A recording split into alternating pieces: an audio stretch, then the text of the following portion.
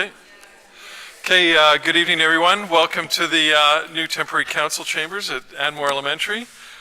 Before we get started, I just wanted to say, unfortunately, Councillor Trollbridge got stuck and delayed by a ferry, so he will not be joining us in person tonight, but he is called in, so he was over in Sechelt. So unfortunately, he wasn't able to make the ferry, so we will be doing it with him remotely.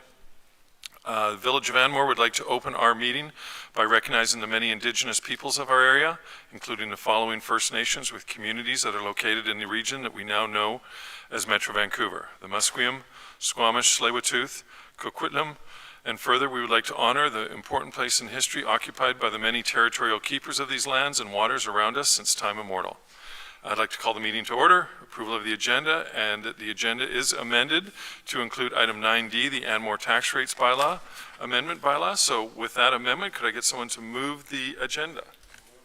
Seconded. Call the question. All those in favor? Opposed? Carried unanimously. I'll now open up to public input. Public is permitted to provide comments to council on any item shown on this meeting agenda. A 2-minute time limit applies to speakers. No public input? No? Okay, we'll now move on to, we have a delegation tonight. We have Inspector Darren Carr, Acting OIC, and Corporate Neil Romer are in attendance, and they're going to be giving us an overview of policing in our quaint, secure little village. Welcome, and thank you for coming. Yes, good evening. First time for me to actually make it up here into Anmore. What a beautiful part of the LMD. Very fortunate to live up here. Also very fortunate to not have really any notable crime.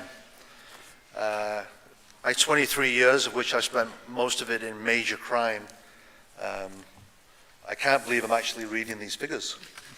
So you have a very safe community.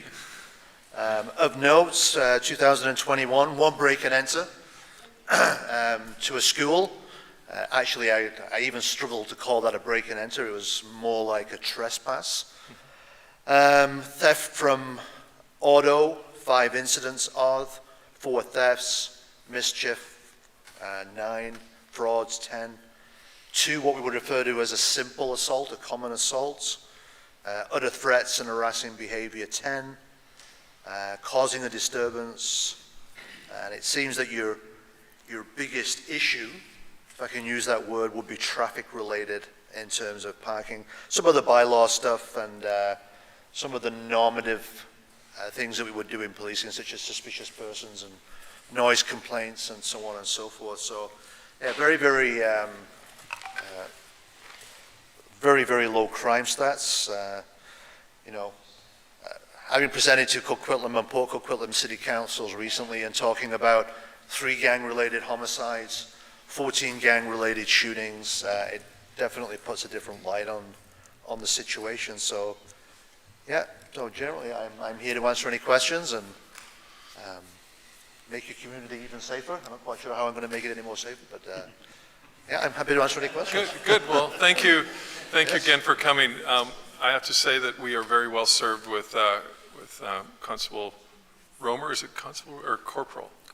Corporal Romer. I will tell you that I've spent many a morning on a beautiful sunny long weekend directing traffic with him, and him taking me under his wing for the lake traffic. And I think we've got some good news in regarding that Bunsen Lake has finally sort of taken it on, and they're going to be doing a reservation system, no charge the night before, so that will hopefully alleviate a lot of the traffic jockeying that goes on within our village in the morning. I think there will be a little bit of a transition period, which I'll probably be out with Corporal Romer as well, just keeping an eye on it and stuff like that. So it's very encouraging news. But I can tell you that we've been certainly well served, and we are well served with the RCMP. All our events, the RCMP usually at Halloween we close certain roads down to allow people, and it's been great having that the police presence. The biggest concern, I guess, and it's evident in these police serving levels is the traffic. And as of recently, we're still concerned about it. And unfortunately, from what I hear repeatedly, it's our own residents going up and down Sunnyside Road and East Road. And I know I've talked to Corporal Romer on numerous occasions, and they've done various speed checks, and they said, there's one or two, but it's always the same. It's always the Anmore or Belcarra residents that are usually the ones that are in that. And I know as of late, like I said, there has been some concern. I know that Mr. Boyd, who from ISL, is going to be doing some sort of a traffic safety study on our two major roads, so that's going to be started in the coming weeks. But we also work with the PAC at this school. We help fund some of the traffic calming measures. We've got speed signs up there and that. So, we're doing our part, but again, it's a little bit challenging because it's sometimes our own residents are the ones that are in a rush to get somewhere. So, Yeah, well said. And I think all those things that you're doing are correct. It's not just enforcement, it's also education, infrastructure, outreach. Everybody has traffic problems. You obviously are in a unique situation here, but two of the leading strategic priorities for both Coquitlam and Port Coquitlam is always traffic related.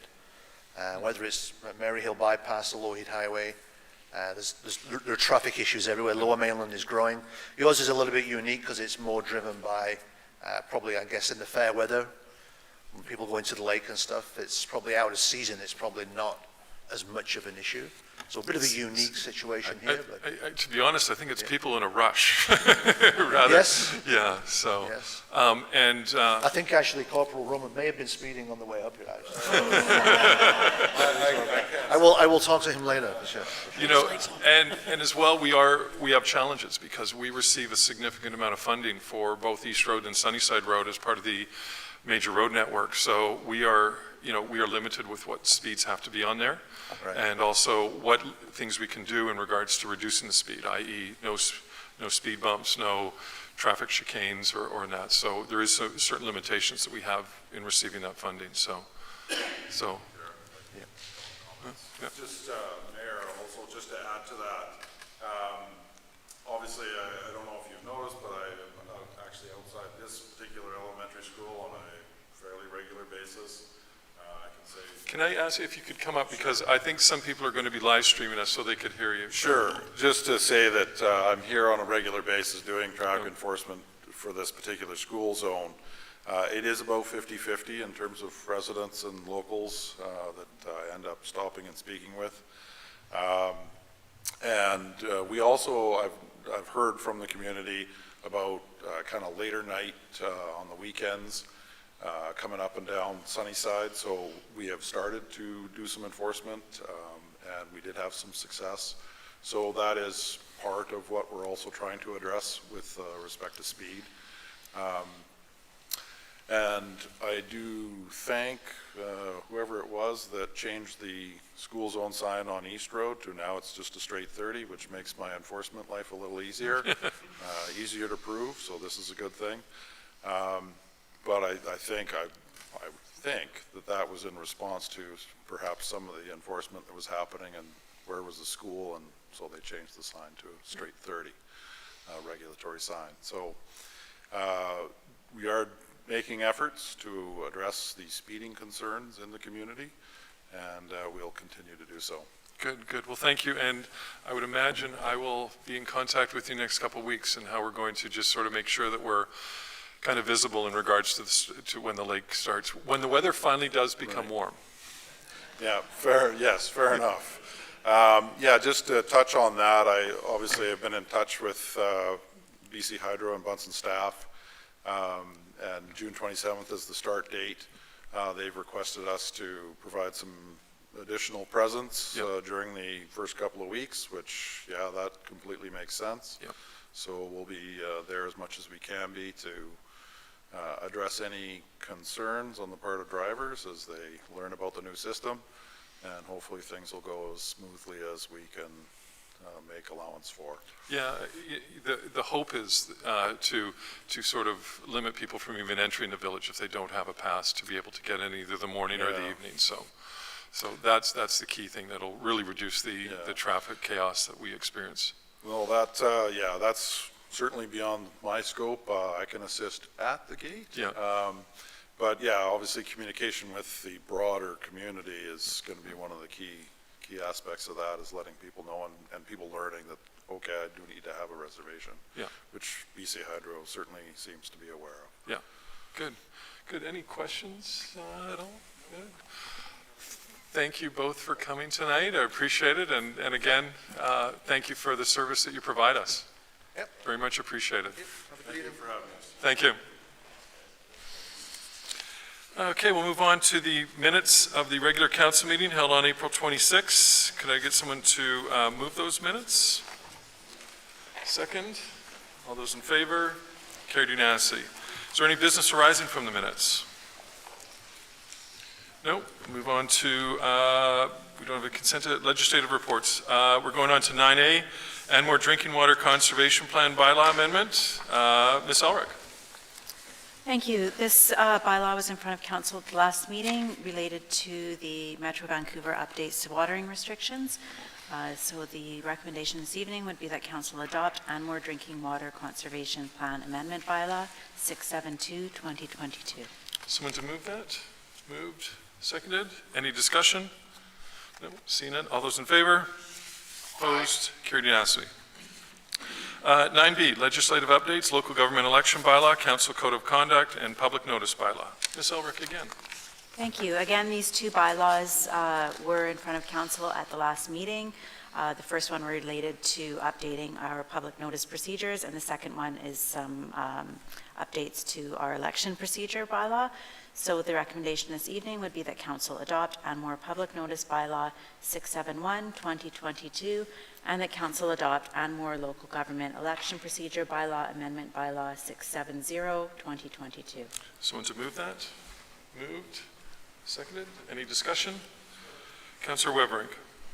It just says in B, legislative updates, council code of conduct. Is that in there too? Yes, through the chair. Sorry, my apologies. That was just carried over from the last meeting, and council did endorse the code of conduct at the last meeting.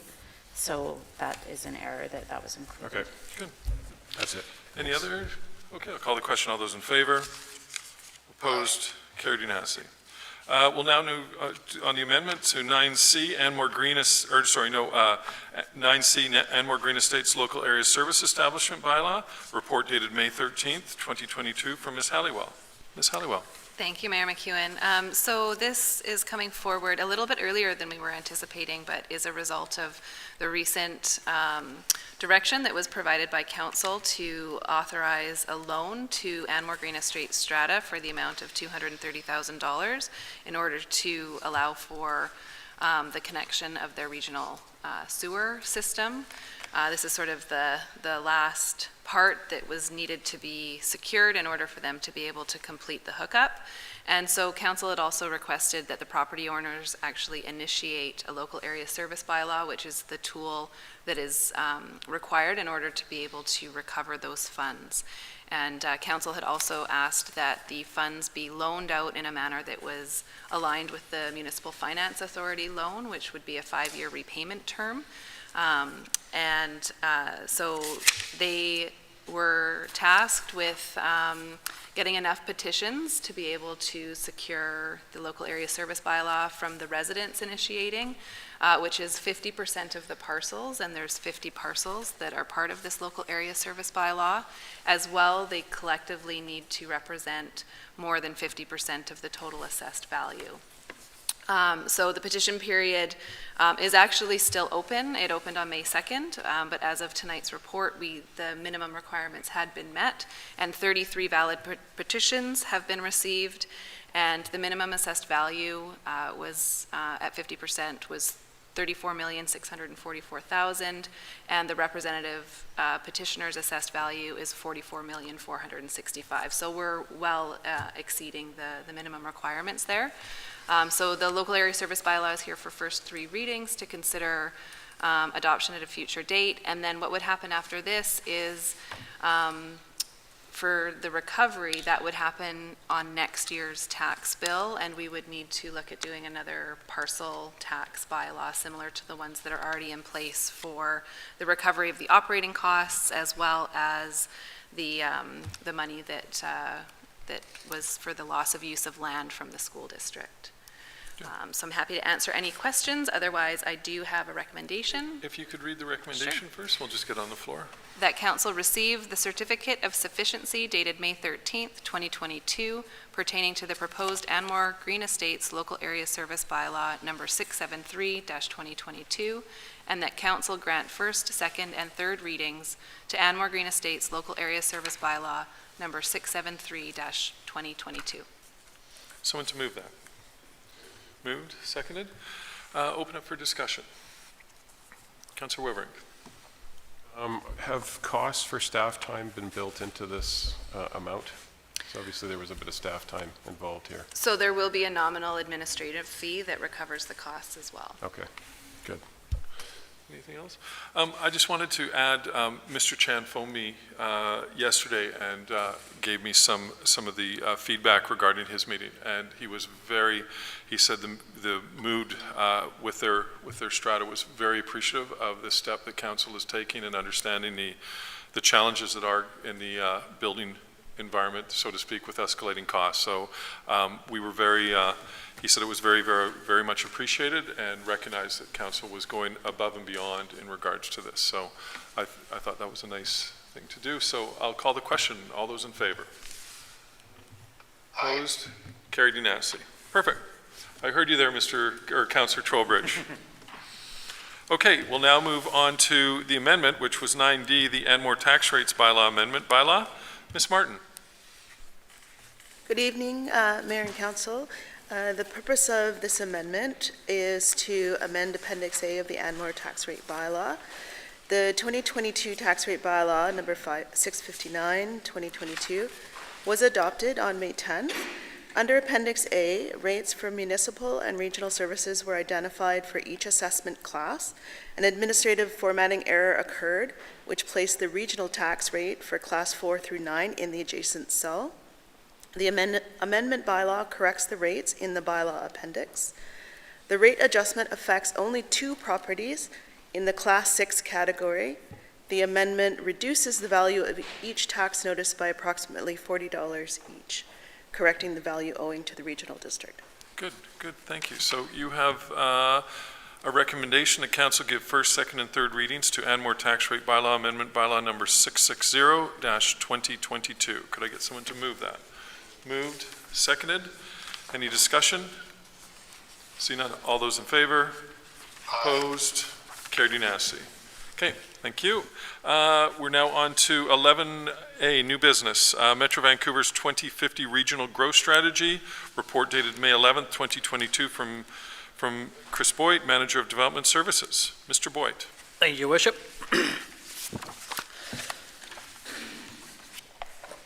Sorry, 1 second. Just some background to this introductory report here.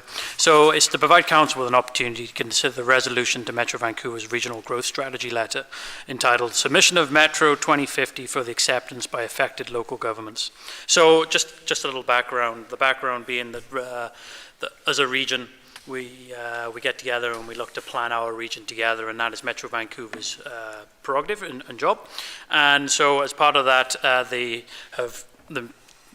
the municipalities have joined together and reviewed the Metro 2050, the Mayor's Council, I believe, and through a large planning document called the Metro 2050 document. So based on this document, the Mayor and Council received a letter dated May 3rd, 2022, and again it was in relation to the Metro 2050 Regional Growth Strategy, commonly known as the RGS. So in accordance with the Local Government Act, a response is required within 60 days of receiving this letter. So in accordance with this, we're here today to discuss the RGS and Council's response. Again, the RGS is a long-term document that looks to put a framework around the regional growth, and it always has to have a 20-year growth time frame at a minimum. And so we're looking at the 2050 time frame now. Currently, it's under the 2040 time frame. So in relation to the 2050, Metro Vancouver did come to Council a while back now. Forgive me, I can't remember the date of the Council meeting, but they gave a presentation on the Regional 2050. At which point Council did send a letter back to Metro Vancouver with some of the general comments. I'll just read out the letter for the public. The Village of Anmore generally supports the strategies and changes included in the draft Metro 2050 document. However, it is important to note that many of the strategies are tailored to member municipalities that don't possess the same unique characteristics that Anmore does. As a community that is primarily designated as rural, but geographically located in very close proximity to urban centres and major transit growth corridors, the Village of Anmore is not well reflected in the strategy. In fact, other government agencies have recognized some challenges with describing our community. As recently as 2010, the Statistics Canada census categorized Anmore as urban until it developed a new category as small population centre. This highlights that the communities such as Anmore are not consistently thought of as the traditional definition of rural. So, in relation to this letter, we didn't receive an official letter back from Metro Vancouver. However, there is a log regarding community engagement where I did find a response, and I'll just read out the response back to Anmore's letter. The regional growth strategy update was intended to provide continued flexibility for our unique communities like Anmore, and as directed by the board, the scope of the update did not include any revisions to the regional land use map. Following the adoption of Metro 2050, the member jurisdictions can propose land use designation amendments using the amendment process at any time. So it's important to note that really in Anmore's context, not much has changed through 2040 to 2050. We're still categorized as rural. I would point out there's a slight error in my report. We do have one small section within Anmore which is actually urban, and that is AGE as part of the urban containment boundary. So the current timeline, we've gone through the draft RGS. The first and second bylaw reading have occurred now at the committee and regional board. During February and March, the regional public hearings and third readings occurred, and now we're in the April to June timeframe, which is the adoption by member jurisdictions, if they wish to adopt it. And now they're looking to close the bylaw in July 2022, final bylaw reading. So in general, I'll just go through the goals of what the RGS looks to achieve. It looks to achieve to create a compact urban area, supports a sustainable economy, protect the environment and respond to climate change and natural hazards. Goal number 4, provide diverse and affordable housing choices. Goal 5, support sustainable transportation choices. So attached to the report, I did attach the executive summary to save you the 110-page report in total. But in general, on balance, the 2050 regional growth strategy is aligned with an Anmore's regional context statement contained within Anmore's OCP. However, the statement does refer to the 2040 shaping our future. Therefore, Council may wish to update the OCP in future to recognise the update of 2050. So that's the general overview. Have any questions, I'm happy to answer them. Otherwise, I have a recommendation for Council. If you could put the recommendation on the floor. Yep. That Metro Vancouver Regional Growth Strategy, titled Metro 2050, Metro Vancouver Regional District Regional Growth Strategy Bylaw number 1339, 2022, be received for information, and that the proposed Metro 2050 Regional Growth Strategy be accepted as presented pursuant to Section 436 of the Local Government Act, and that staff be directed to forward the Council resolution of acceptance of Metro 2050 Regional Growth Strategy to the Metro Vancouver Regional District. Good. Someone to move that. Moved. Seconded. Open up for comments. Councillor Weber. I just wanted to say I'm glad that they responded to our concern. You know, the way it was written, it didn't really apply to Anmore, so I think this is a good acknowledgement, and I'm glad that they did that. Good. That's it.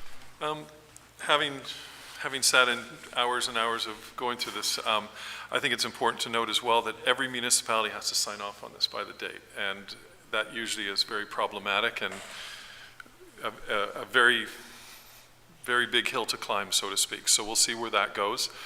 Funny enough, back in 2040, we were sitting in the portable back here, and we were the last municipality that signed on this. We had to go to sort of an arbitration process. So, you know, Metro 2050 is an update, and it's really factoring in climate change as well as, you know, making sure that communities are much more whole communities, so to speak. So I'm glad you added the urban. That was on page 39 at the very bottom there, just to add the designation as urban. So with that being said, I'll call the question. All those in favor? Opposed? Carried unanimously. Thank you. I think Metro Vancouver will be happy. We'll be probably one of the first ones to sign on to this one rather than what happened in 2040. So Okay. Okay, moving along. Mayor's report. I had the great pleasure, our council gets very much involved with the City of Port Coquitlam for the May Day Parade. Councillor Trowbridge brings several vehicles out for the parade.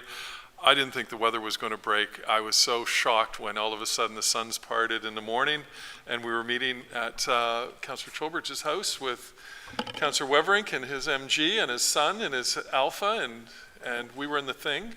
And it's great. We participate. Mayor Stewart from Coquitlam was there. I think Councillor Latty was there from Port Moody, but there's the Mayor's Breakfast.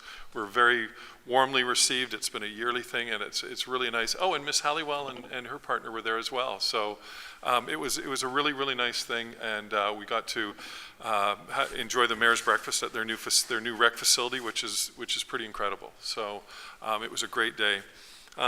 Just wanted to, couple quick things. On June 4th, the Saskatoon Volunteer Fire Department is hosting their car wash, weather dependent. And then also the Fire Smart program has been extended. I don't know for how long though. Is it 2 weeks? Do you know, Ms. Elric? Yeah. The program has been extended to the end of the year, but individuals have until September 1st to get their first assessments, and information is on the village website on how to sign up for an assessment. Good. And then I just had a few questions for Mr. Boyd, our engineer. Hemlock paving, if you could give us an update on that. I'm hearing lots of people that are getting tired of the fixes on the gravel portion. Yeah, my apologies, Your Worship. So the tender will close tomorrow, so we'll have our contractor hopefully on board by the end of the week if we can get the paperwork sorted out, and then I'd expect to see them mobilize within the next 2 weeks by that point. Good. Okay. While I have you, the missing bus stop. I finally have an update. So yeah, it'll be installed within the 4 to 6 week time frame here, so we'll have that. Okay, and then TransLink funding, Belcarre wasn't able to execute on their 75-25 funding, so I was going to lobby TransLink and see if those funds, if they go into a general fund or if we could capture some of them. I just wanted to make sure that we have many projects that we could utilize that funding on if I were to move forward with that. Yeah, for sure. So we have a number of shelf-ready projects which relate to TransLink funding. So it'll be a continuation of our sidewalk program / multi-user pathway. Which I'm seeing a lot of people using, which is really good, and I hear a lot of positive things. And then finally, I just wanted to say I made my first voyage down to the new village hall, temporary village hall down at the Public Works Yard today, and we're up and running, and I just wanted to say a big thank you to all the staff. The amount of packing and reorganizing and resetting up has been amazing, and you've done an amazing, amazing job to get us there and operational in such short time. And as I'm sure Ms. Halliwell will comment in her CA report, exciting times for the old Village Hall site here in the coming days. So thank you all for the hard work that you did in getting us up in operation. So thank you. Councillor's report. Councillor Weverink. Well, kind of the same thing in the May Day Parade. Every year, I usually drive Mike Farnworth, our Solicitor General and Deputy Premier, so I've gotten to know Mike over the years. We're two ex-POCO boys, so we talk about a lot of nostalgic things. But I always get to bend his ear once a year about something political, right? So he was asking me about the Icona development and what's going on with that, and I said, well, there's really nothing going on with that, but it did lead into a discussion about access to Anmore. And, there's a lot of concern across the board about traffic and increasing traffic. And we've seen it over the years. There's pressure on the lakes, there's pressure in Belcarre, there's pressure on traffic. And I said to him bluntly, I said, I don't think it was right that a neighboring community could stop a future road that is going to serve another community. And I said, I think TransLink serves us well in the MRN, the municipal road network. They basically take care of all that because we've become a region. Maybe not Anmore so much, but certainly Burnaby, Coquitlam, Port, it's a big region. So there's a good reason why TransLink takes care of those roads and provides funding for them. But I said that almost needs to extend to future road easements. And he agreed 100%, and he said he was going to bring it up with somebody. And I'm not saying we need it now, and I'm not even saying we need it in 10 years. We don't know when we're going to need it, but I don't like the fact that, Port Moody did that to us. They basically stopped a road that, well, they didn't need. Of course they didn't need it. But we may need it in the future. Belcarra may need it. The port may need it. Certainly all these recreation areas in the summer are probably going to need it. I'm in no rush to see it, but, long-term planning, we have to think about these things. So I would like to see a higher level of government control those, not only just the MRN roads, but the future roads. So anyway, that was my opportunity to talk to him about something kind of on the regional scale. So yeah, it was a great event. Good, thank you. No? Okay. We'll move on to the CAO report. Ms. Halliwell. Thank you, Mayor McEwen.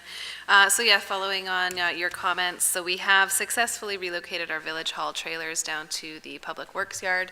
For those of you who don't know where that is, it's off of Alpine in behind the campground near the entrance to Bunsen Lake.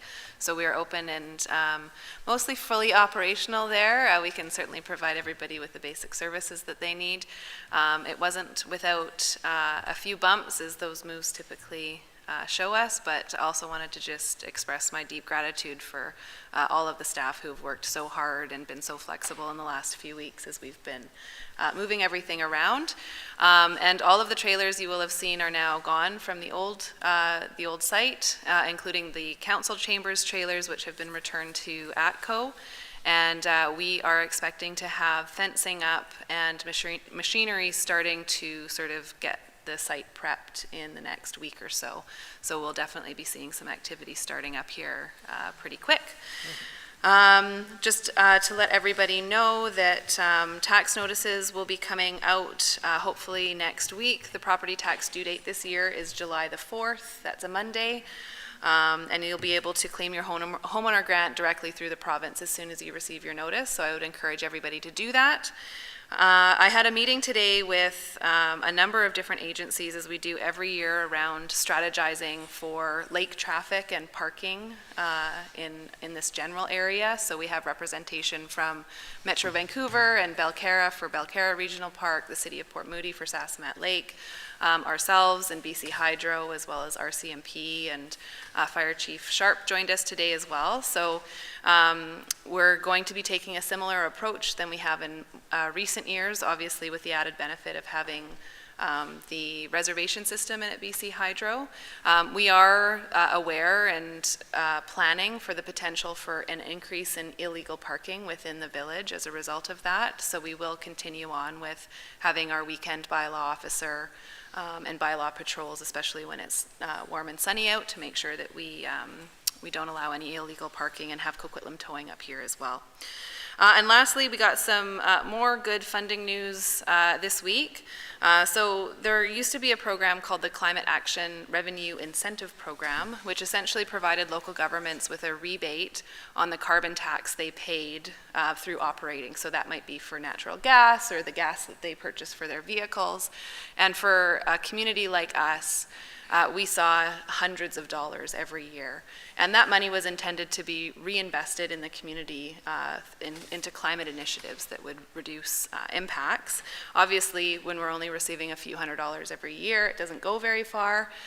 So the provincial government last year decided to do away with that program, and they announced that they were going to be creating a new climate action program that was aligned with their Clean BC platform. And so we just got word that that the program will provide us with $60,000 for climate action initiatives. So that's a great benefit for us, and we'll be able to start looking at ways that we'll be able to utilize that funding going forward. Good. Good. Well, thank you. We have some information items, general correspondence, communication dated March 30th from Metro Vancouver regarding air quality, communication about World Oceans Day on June 8th, communications on April 10th about the longest day of smiles, June 19th, Metro Vancouver Board and Brief, and communications for the Access Awareness Day on June 4th. Now open up to public question period. Public is permitted to ask questions of council regarding any item for 2-minute time limit applies to speakers. Any questions? No? Okay. Oh, okay. Hi, Matthew Campbell, 2420 Leggett Drive. I'm just curious, with the trailers all gone, there's the old solar panels that are sitting there still. Are there any plans to do anything with those solar panels? And I think your new funding that's just come through may be a great opportunity to potentially add some green energy into the new village hub, if that's possible to do. So curious what the plans for those are. Sure. So the plan for right now, because they do need to move to allow for the construction, is for the contractor to dismantle them. I will say that we did look at whether or not we could utilize them through the planning process, and the technology is quite old. So I'm not sure at this point whether or not there will be a huge benefit to sort of put them back up and to reconnect them, as opposed to looking at some alternative, more current technologies that might provide a greater benefit to us. Yeah, I believe somebody said, we had them operating at one point in time with the old Ma Murray house, and it would literally power up about 100 watts of light bulbs when the sun was out. And you have to remember, those solar panels, well, they're probably almost 20 years old. And the technology has changed so substantially. So the value in that structure is really just the structure at this point in time, but it's something that we're going to look at it in the future to see if that structure can be utilized something. So, you know, maybe there's washrooms put somewhere and we could use that structure, put the washrooms underneath it, put the structure above it in regards to being able to, you know, provide power to a washroom or something like that. So. Yeah.